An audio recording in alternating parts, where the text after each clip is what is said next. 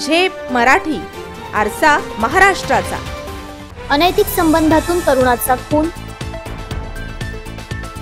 24 तासात आवळल्या आरोपीच्या मुसक्या,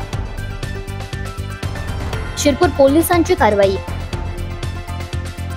शिरपूर तालुक्यातील तेल्यामहू येथे अनैतिक संबंधांच्या संशयावरून नानासिंग पावरा या 26 वर्षीय तरुणाचा निर्घृण खून करण्यात आला। या प्रकरणी अवघ्या 24 तासात या गुन्ह्याचा तपास करीत पोलिसांनी 2 आरोपींना अटक केली आहे।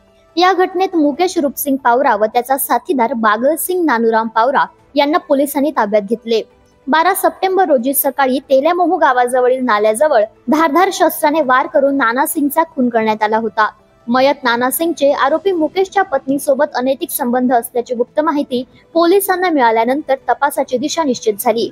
सुरुवातीला आरोपींनी उडवाउडवीची उत्तरे दिली, मात्र चौकशी अंती दोघांनी संगनमताने खून केल्याची कबुली दिली। काल दिनांक 12/9/2025 रोजी सकाळी 6 वाजेच्या सुमारास नानसिंग साहेजा पावरा राहणार तेल्यामहू पोस्ट कोळी या ठिकाणचा जो इसम होता त्याला तेल्यामहू गावाजवळ अज्ञात इसमांनी धारदार चाकूने गंभीर जखमी करून जीवे ठार मारले होते।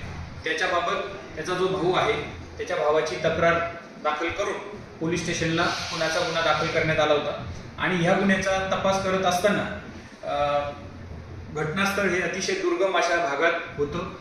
घटना ही निर्जन स्थळी आणि रात्रीच्या वेळेस घडलेली होती, त्याच्यामुळे या गुन्हा उघडकीस आणणं हे पोलिसांसमोर फार मोठं आव्हान होतं। आणि तशा वेळेस आम्ही तपासामध्ये आम्हाला अशी माहिती मिळाली की जो या गुन्ह्यातील मुख्य आरोपी आहे मुकेश रूपसिंग पावरा याच्या पत्नीशी जो मयत आहे त्याचे अनैतिक संबंध असल्याचा मुकेश याला राग होता आणि त्या रागाच्या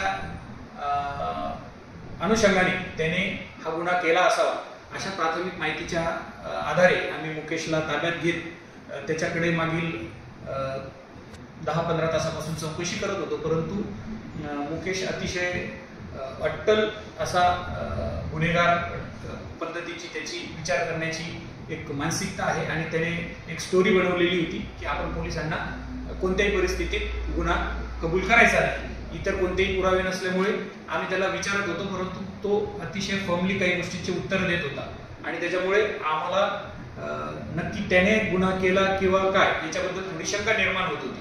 त्याच वेळेस अजून एक जो कोणत्याही गुन्ह्यामधली एक कडी जी नाजूक कडी असते, वीक कडी, ती वीक कडी आम्ही शोधली आणि त्याच्यानंतर आम्हाला या गुन्ह्यातील जो दुसरा त्याचा साथीदार होता ज्याच्या मदतीने बागलसिंग नानूसिंग पावरा, तर याला ज्यावेळेस आम्ही प्रश्न उत्तर केले त्यावेळेस तो थोडा विचलित झाला आणि मग कालांतराने त्यांनी गुन्ह्याची कबुली दिली। ही कारवाई पोलीस अधीक्षक श्रीकांत धिवरे यांच्या मार्गदर्शनाखाली पोलीस निरीक्षक जयपाल हिरे यांच्या पथकाने केली। प्रतिनिधी कार्तिक सोनवणे, झेप मराठी, धुळे। अशाच वेगळ्या आणि ताज्या बातम्यांसाठी पाहत रहा झेप मराठी, आरसा महाराष्ट्राचा।